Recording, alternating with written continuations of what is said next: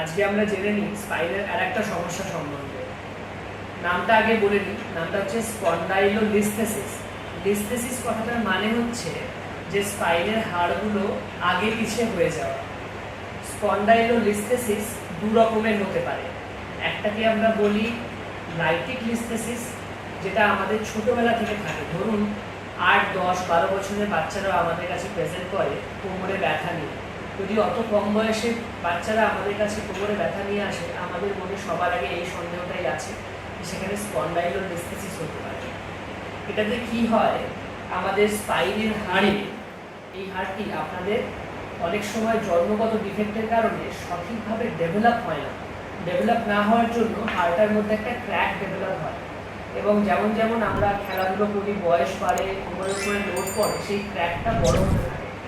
এবং ক্র্যাকটা বড় হওয়ার পরে কি হয়, পিছনের যদি এই হুকের মতো মেকানিজমটা না কাজ করে, তখন সেটা স্পাইনকে সাপোর্ট করতে পারে না। তখন সামনে ঝুঁকলে বা অনেকক্ষণ বসে থাকলে স্পাইনটা এরকম ওপরের হাড়টা নিচের হাড়ের উপরে এরকম এগিয়ে যায়। ফলে পিছনে যে স্পাইনাল কর্ড থাকে তারপরে ধীরে ধীরে তার মধ্যে চাপ পড়া শুরু হয়।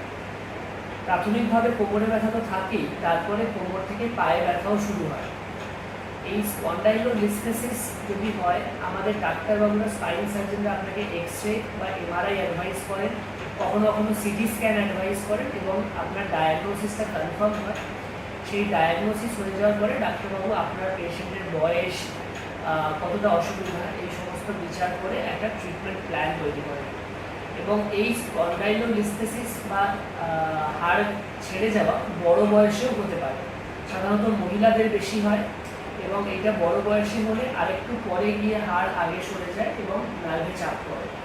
এটা ট্রিটমেন্ট, সাকসেসফুল ট্রিটমেন্ট পসিবল, এবং সেটা আপনি ডাক্তারের সাথে পরামর্শ করলে উনি আপনাকে বুঝিয়ে দেবেন।